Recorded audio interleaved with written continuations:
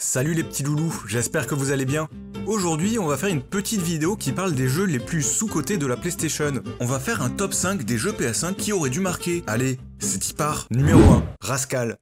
Dans Rascal, on suit l'aventure de Rascal, qui doit vaincre Chronon, maître du temps, qui retient son père en otage. Rascal dispose d'un pistolet à bulles qui permet de vaincre les différents ennemis du jeu, tels que des dragons, des chevaliers. Qui va là? Arrête. Qui me parle? C'est ta conscience, roi Gabaudère. Hein? Mais pourquoi ma conscience a la forme d'un aigle? Roi Gabaudère, seuls les 100 races font des tops. Tu es au-dessus de tout ça. C'est vrai ça. Les tops c'est le summum du manque d'idées et la banqueroute de la créativité. Merci de m'avoir arrêté, conscience. Pas de soucis, ma poule. Bon, petit changement pour le sujet de ce test. Vous avez peut-être compris que l'industrie du jeu vidéo n'est pas le nom d'un jeu vidéo. Bon, plus sérieusement, j'ai trouvé que ce serait une bonne idée de faire un bilan d'une des industries les plus profitables au monde. Je parle bien sûr de l'industrie du jeu vidéo. Ce sera un tour d'horizon de ces dernières années dégueulasses pour le jeu vidéo. Et je n'irai pas par quatre chemins, ça va être violent. Bon, ça va sûrement être rempli de mauvaise foi et d'arguments objectifs tirés au lance-pierre. J'ai une déontologie plus que douteuse. Mais bon, à un moment faut que ça sorte quoi. Et par quoi commencer d'ailleurs? Tiens, je sais. Le succès royal des free-to-play. On va commencer par le plus évident. Les free-to-play ont un succès énorme et rapportent plus que jamais. Est-ce une bonne ou une mauvaise chose? On va en parler. Ça fait un moment que les Battle Royale, PUBG, Fortnite, Apex et autres ont décollé avec leur stratégie Battle Pass, donnant droit à des défis qui débloquent cosmétiques et autres. Tencent, d'un autre côté, est devenu l'un des leaders du marché free-to-play, à force de racheter des studios à succès tels que Riot, Supercell, qu'on connaît pour Clash of Clans par exemple, et également en possédant une partie de certaines grosses boîtes comme Epic, Ubisoft, Actipognon et bien d'autres. Ce qui n'est pas du tout inquiétant, hein. Après tout, c'est juste un monopole par une compagnie chinoise qui nous veut forcément que du bien, hein. Je ne vais pas commencer à vous faire une thèse sur la manière dont les Battle Royale ont conquis le marché du jeu vidéo, engrangeant des bénéfices records avec une formule de saison addictive. Il y a suffisamment de vidéos qui parlent de ça, sûrement mieux que je le ferai, mais les Battle Royale et leur formule économique, c'est un peu devenu le modèle que tous les éditeurs souhaitent obtenir. Le Saint Graal, un jeu qui fournit du contenu saisonnier et permet aux joueurs de bien dépenser au fil du temps des sommes qui peuvent dépasser le prix du jeu de base, et permet même de gratter au portefeuille des whales ou des baleines, c'est-à-dire ces joueurs qui sont ok pour claquer des SMIC dans des items cosmétiques virtuels pour une raison qui me dépasse. Du coup, ouais, c'est compréhensible. Quel meilleur atout pour un éditeur que d'avoir un jeu qui fait raquer le joueur sur de longues périodes sans avoir à redévelopper un jeu complet avec les coûts que ça sous-entend. Je pense à des jeux comme GTA Online, qui à ce jour semble être ce qui a permis à Rockstar de rester à flot en ne sortant qu'un jeu tous les 10 ans. Bon, ok, quand ils en sortent un par contre, c'est vrai que c'est de la bombe. Je ne dis pas encore que c'est moralement condamnable, car après tout, si du contenu est suffisamment intéressant, ce n'est pas forcément un mauvais deal. Y a pas de souci à vouloir compléter l'expérience du jeu de base. Les extensions payantes servaient déjà à ça dans le passé. Le problème, c'est plutôt qu'on a des retours d'expérience de moins en moins bons pour des prix de plus en plus élevés. En soi, si on s'arrêtait là, ce ne serait pas vraiment un souci. Après tout, chacun est libre de choisir dans quoi il met sa moulade durement gagnée. Mais ça tend à avoir des effets assez indésirables. Le premier, c'est qu'un free-to-play est jugé différemment d'un jeu payant, et n'est donc pas tenu aux mêmes exigences. Ce qui a tendance à compliquer les choses quand on veut savoir si un jeu vaut le coup. Et forcément, les joueurs qui ont investi de l'argent dans le jeu vont être moins susceptibles d'en avouer les défauts, même s'ils sont gros comme deux par Dieu. Et de fil en aiguille, ça réduit les standards dans tous les autres jeux du coup. Par ailleurs, avez-vous vu beaucoup de gros jeux récents finir dans un état complet et mériter l'ajout d'extensions payantes? Et ces mêmes jeux quand ils font repasser à la caisse pour des features qui auraient dû être présentes dès le départ. Est-ce encore acceptable pour le consommateur? Y a qu'à voir des titres comme Dragon Ball Fighter ou Street Fighter V qui commencent avec un roster minable pour finalement avoir la moitié des persos en DLC payant ou en ressortant le jeu en version définitive. C'est un peu abusé quand même. Mais bon, c'est pas le seul problème les free-to-play, y a un souci avec l'industrie en général. Et c'est de ça dont on va parler maintenant. Les jeux AAA. Je considère les jeux AAA comme des jeux produits par des équipes énormes avec des budgets souvent faramineux. Voilà, c'est ça la définition pour moi. Bon, du coup, il se passe quoi avec tous les éditeurs du moment? Ils se sont donné rendez-vous en case mongolisation ou quoi? Ça va être dur de parler de toutes les âneries commises par ceux-ci, tellement il y en a, mais je vais essayer d'être exhaustif. Ubisoft. Putain, ce gâchis. On parle des mecs qui ont créé Rayman, Splinter Cell, ont fait exploser Prince of Persia avec Sands of Time et ses suites, ont créé Beyond Good and Evil, d'ailleurs on attend toujours le 2, probablement perdu dans le Development Hell, ont adapté avec brio King Kong en jeu, et j'en passe. Ouais, pas de blague cette fois. Aujourd'hui, ils tapent des copier-coller sur tous leurs jeux. Alors ouais, une fois ils ont pas sorti un Assassin's Creed pendant 2 ans. Résultat, ça donne un open world avec une partie RPG forcée, des microtransactions, la mort du parcours, bref, le credo des assassins, c'était pas mieux avant, mais pas après non plus en fait. Bon ok, ils ont sorti Rainbow Six Siege, qui est pas mal, même s'ils ont réussi à le remplir de microtransactions lui aussi. Bon, par contre, ils ont créé quand même des nouvelles licences. Mais Watch Dogs et The Division, malgré leur présentation E3 mensongère et leur gameplay fini à la pisse, ont fini par bien marcher, passer l'effet de surprise et la réputation du studio. Du coup, bien joué. Pour le coup, vous avez réussi à mettre de la chantilly sur vos merdes, faisant passer vos produits pour de vrais jeux. Et les gens ont acheté car ils n'ont pas vu que ce n'était que du caca en dessous. Bon, et puis le bordel en interne, avec leurs nombreux scandales qui ont éclaté sur lesquels il y aurait beaucoup à dire, entre les accusations de harcèlement, les conditions de travail minables, les temps de travail totalement pas du tout encadrés, disons que c'est un peu devenu la mode dans les gros studios d'être dirigé par les plus gros fils de pute possibles, un peu comme chez Activision Blizzard. Bon, déjà, Bobby Kotick, ou plutôt Robert Kotick, est un enculé de harceleur sexuel. Déjà que Blizzard enchaîne les fiascos, et avait peut-être pas besoin de ça, non? Et quand je parle de fiascos, c'est vraiment des fiascos. Déjà Overwatch 2, qui a retiré du contenu par rapport au 1 et en a ajouté très peu, hein. Et puis Jeff Kaplan s'est barré. Oui, Jeff Kaplan, c'est-à-dire le directeur du jeu et aussi vice-président de Blizzard. Tout va bien. Diablo Immortal. Warcraft 3 Reforged, qui est une honte absolue, hein. Bref, on se rend compte que Blizzard ne fait que se reposer sur ses succès passés.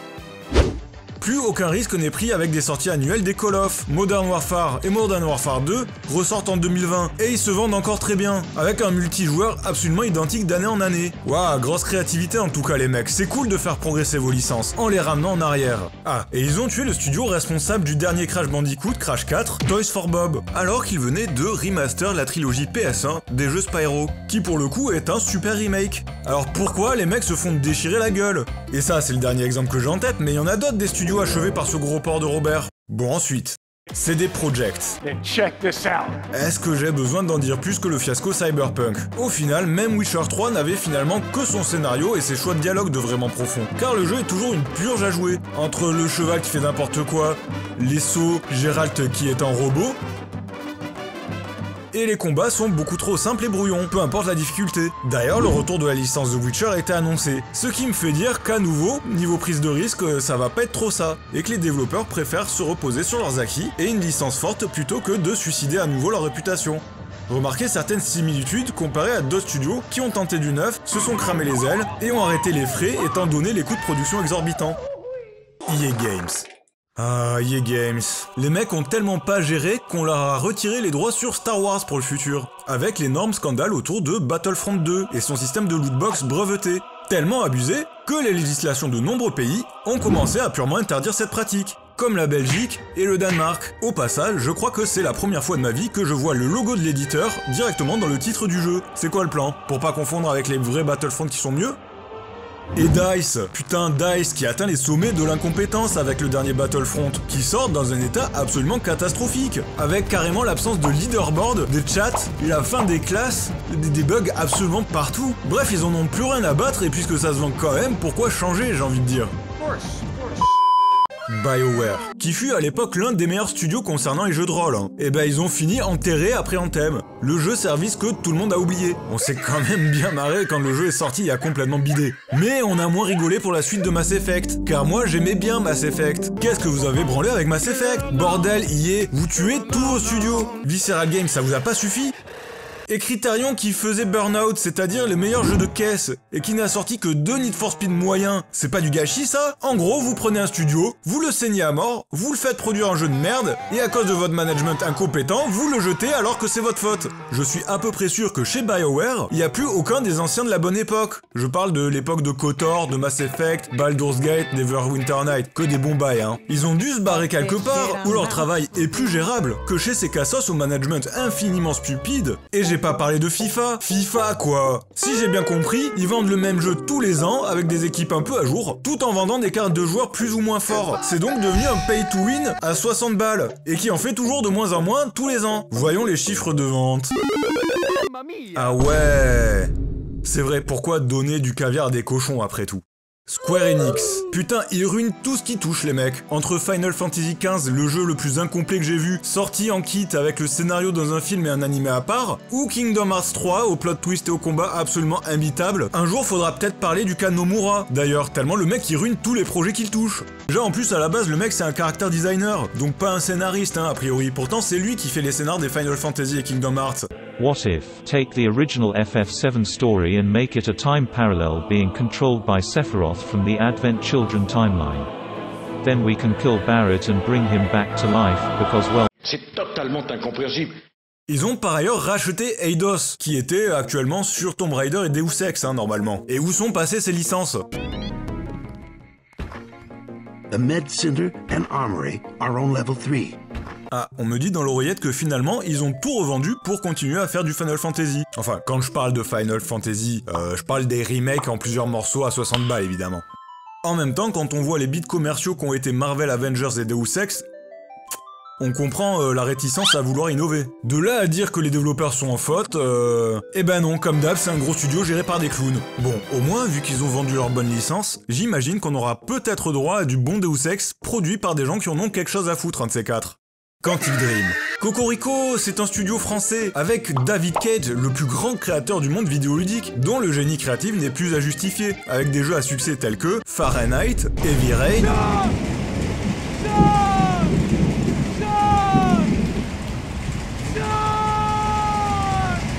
et Detroit Become Human. Non mais sérieusement, pourquoi ce gros tas de David Cage a encore la moindre influence de l'industrie? Le mec il sait pas écrire des scénarios, il exploite ses équipes et les traite comme du bétail, mais ça va, on continue à traiter ce type comme un génie. Disney a même osé leur refiler Star Wars le temps d'un jeu. Vous imaginez le fiasco à venir? Bon, remarquez, quand on parle de Star Wars, une fois sur deux, c'est de la grosse merde. Donc ça changera pas grand chose à l'image de la licence, même si le jeu est pourri en fin de compte. Banco Namdai. Bah ils sortent toujours leur jeu avec la moitié des persos qui sortent plus tard en DLC, je vois. Et puis commencez pas à me parler de Konami parce que là je vais m'énerver, hein. Les mecs ils ont toutes les licences du monde, mais ils font des pachinko. Sega. Putain, Sega, il reste quoi chez Sega en fait? La série des Yakuza éventuellement. Et sinon, Sonic? Lequel par contre? Celui en 2D réalisé par d'anciens fans et dont la qualité n'est plus à démontrer? Ou bien l'autre produit par l'équipe officielle Sonic Team et sorti en même temps, Sonic Force? Le fameux jeu qui se finit d'ailleurs en 4 heures avec un scénario bidon, un gameplay vu et revu et un max de passages en 2D pas marrant histoire de grappiller du temps de jeu. Ah non, on parle de Sonic Frontiers maintenant. Le fameux jeu en zone ouverte où les gars ont généré la map aléatoirement, puis ont placé des rails et des bumpers par-ci par-là, histoire qu'on se dise « Ouais, c'est un open world à la Breath of the Wild ». Enfin, quand on les voit bien sûr, hein, car ils n'apparaissent qu'à 10 mètres de vous. On est sur un jeu où la base c'est la vitesse, hein, après tout. Bethesda. Bah je vais dire Fallout 76, j'en dis pas plus. I read on the internet that our games have had a few bugs. D'ailleurs, ils ont été rachetés par... Microsoft. Microsoft qui rachète tous les studios comme un gros glouton avec son budget illimité, mais la Xbox Series X bide complètement face à la PS5 et n'a toujours pas de jeu à elle. Ouais, Halo ça compte pas en fait, hein.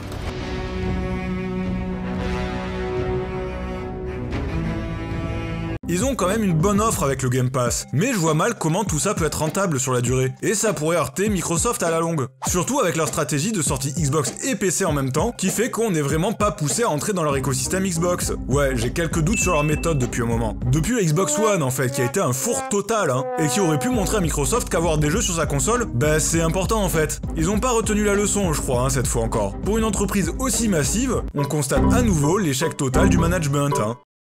Nintendo. Nintendo est parti en couille depuis quelques années, notamment depuis que Satoru Iwata, patron de Nintendo et programmeur de génie, est décédé, malheureusement. Et que Reggie Fils-Aimé s'est barré chez GameStop pour des raisons, a priori, hors de notre compréhension, pauvres mortels que nous sommes. My opportunity is coming. Mario Odyssey est court, trop facile. Et il y a plus de 800 putains d'étoiles à collecter. Je veux dire de lune. Smash Ultimate qui, bien que ultra complet, n'apporte rien à la formule, hormis un tas de DLC saisonniers. Breath of the Wild est cool, hein, mais c'est pas vraiment ce que j'attendais d'un Zelda. Cela dit, il y aura sûrement bientôt un test. Le reste, c'est la douche froide, avec une quantité hallucinante de jeux, tout droit à portée de la Wii U, console qui a sévèrement bidé, et a donc vendu très peu de jeux Nintendo. Et du coup, les mecs se retrouvent avec des jeux qu'ils ont pas pu vendre, donc ils les remettent au prix fort sur Switch. Et du coup, on se retrouve avec des jeux au prix fort, mais au contenu qui date d'il y a environ 10 ans.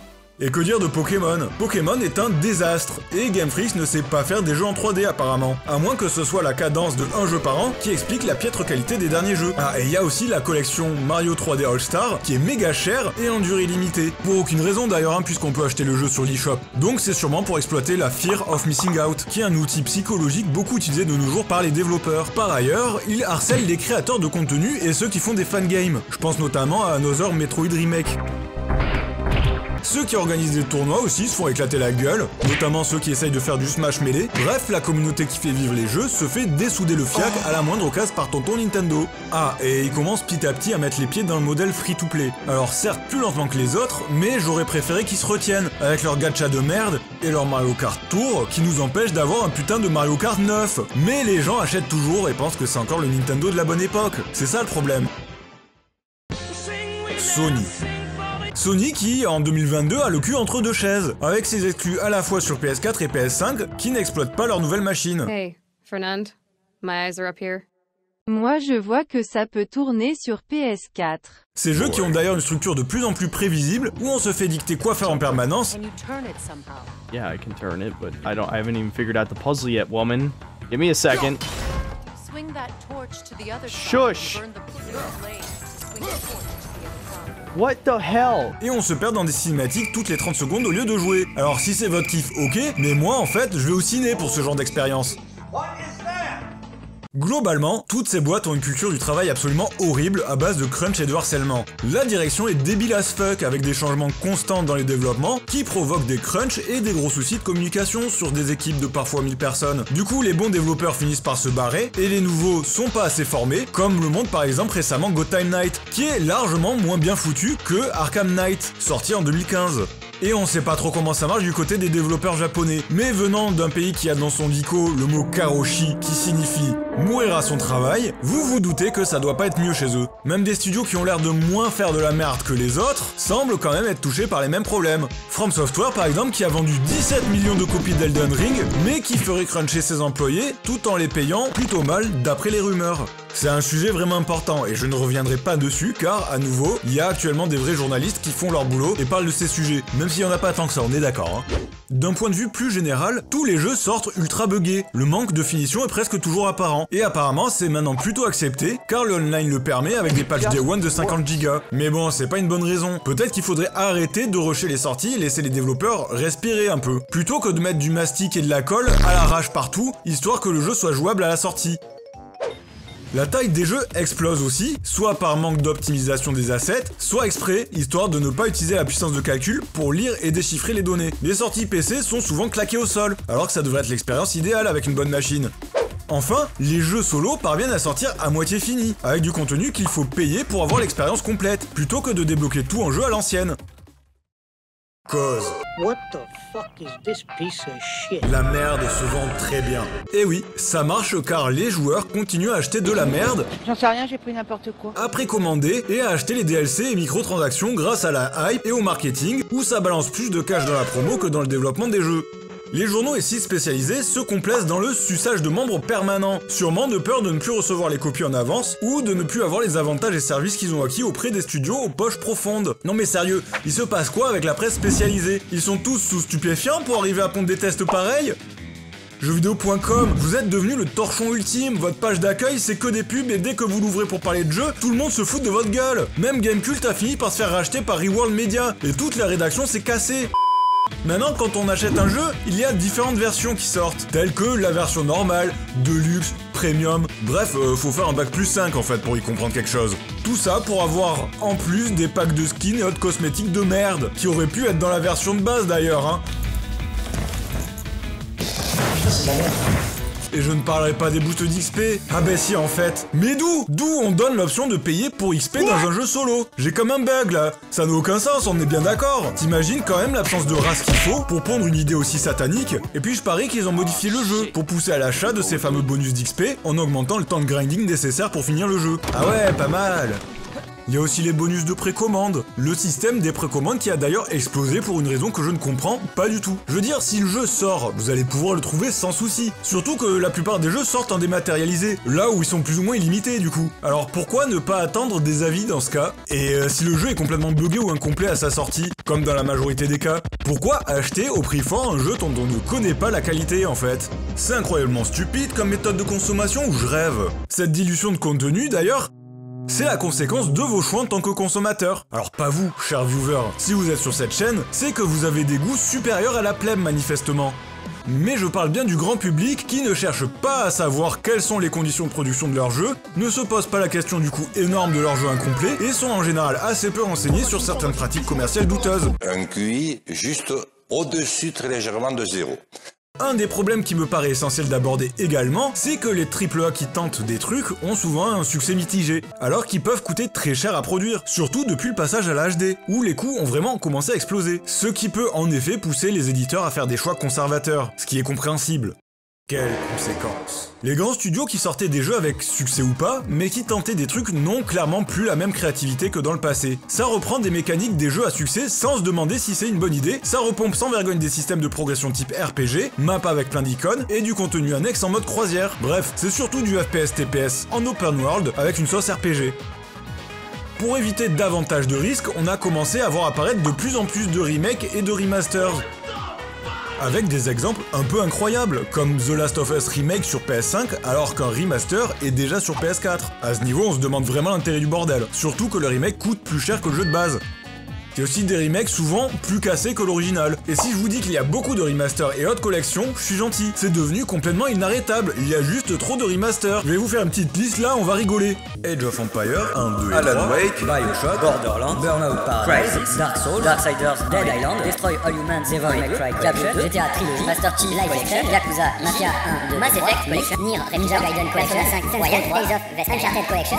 Et je vais m'arrêter de suite, putain, il y en a juste trop pour les lister. Si je continue comme ça sera un coup à faire une crise cardiaque, hein. On se retrouve donc avec des actionnaires qui veulent un peu plus à chaque fois, sans accepter de prendre des risques avec leur mode des franchises, qui est une justification de plus pour proposer le même jeu tous les ans au prix fort. Et nous on se retrouve avec des jeux moins intéressants, moins profonds et moins créatifs à la fin. Ces jeux sortent donc à la chaîne tous les ans pour contenter les actionnaires. Si c'est un modèle économique qui fonctionne, et qui sont capables de faire ça à chaque fois, c'est d'ailleurs en exploitant jusqu'à la moelle les développeurs avec des délais intenables et des cycles de production chaotiques. La faute en général au management donc, hein, mais ça on en a déjà parlé. Ce qui va bien sûr avoir comme effet de pousser les développeurs plus compétents à se barrer dans des boîtes plus respectueuses de leurs employés. Le fameux brain drain. À nouveau, mon anglais est absolument sans faille, hein. Ce qui a pour conséquence un turnover énorme dans ce métier, et la perte de ceux qui faisaient actuellement tourner la boîte avant que le management vienne ruiner le studio de manière prévisible. Nonobstant, ça n'est pas près de s'arrêter. Car le fric fait juste grâce à ces microtransactions est démentiel. Il faut bien se rendre compte qu'il y a un avant et après les microtransactions, et que la séparation n'a pas franchement été graduelle. Si bien qu'on peut retourner en 2017 et voir la métamorphose opérer à une nu, avec l'arrivée du modèle live service de Fortnite, décliné à ras-bord depuis par ses concurrents directs tels que Apex Legends.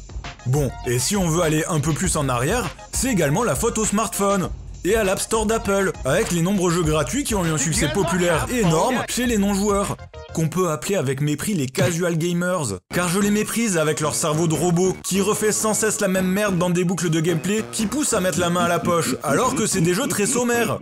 Je parle des jeux tels que Candy Crush par exemple, au succès qui me somatise fortement. De toute façon, il y a qu'à comparer les calendriers de sortie entre 2022 et 2007 pour se rendre compte du gouffre en termes de qualité. C'est un truc incroyable.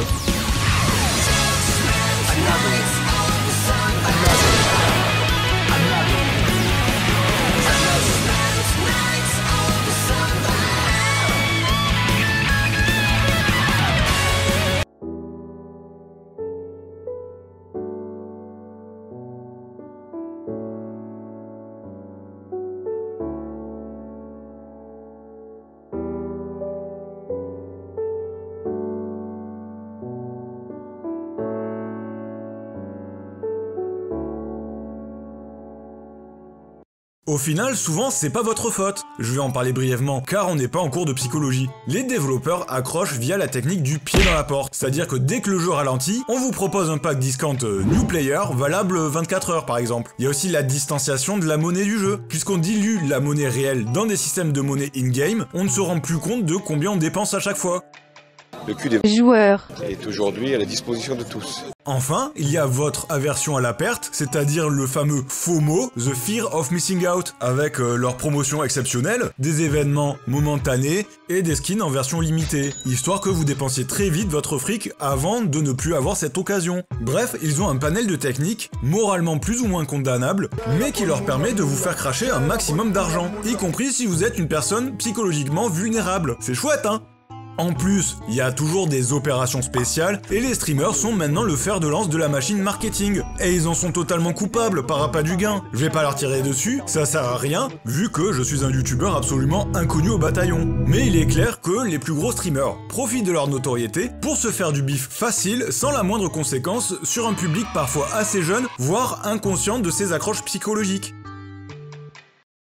Conclusion. Une solution qui vient à l'esprit serait de faire des jeux plus modestes, mais avec plus d'idées. Car il est clair qu'aujourd'hui, les gros jeux coûtent trop cher à produire, les cycles de développement sont bien trop longs et les équipes sont bien trop grandes pour facilement s'organiser. Je pourrais du coup revoir un peu mon argument sur les jeux buggés à la sortie, car il est clair qu'avec autant de systèmes en place à tester et à maintenir, c'est très probablement un enfer. Mais bon, c'est aux éditeurs d'adapter leur système de production s'ils souhaitent éviter tous ces écueils dont on a parlé. Mais en tout cas, il y a bien des pistes intéressantes pour le renouveau de l'industrie. Il y a qu'à voir le secteur des jeux indés, qui semble avoir pris ce chemin, ce qui permet encore de s'amuser sur des jeux créatifs en respectant un tant soit peu ceux qui l'ont créé et sans exploser son portefeuille. Et il y a eu des gros succès ces dernières années, ça fait vraiment plaisir à voir, avec des titres tels que Hollow Knight, Hades, Celeste, Sifu, Stardew Valley, Undertale, Darkest Dungeon, Enter the Gungeon, Subnautica, Shovel Knight, Dead Cells, Cuphead, Valheim, et j'en passe énormément. La liste est presque aussi longue que ma planète.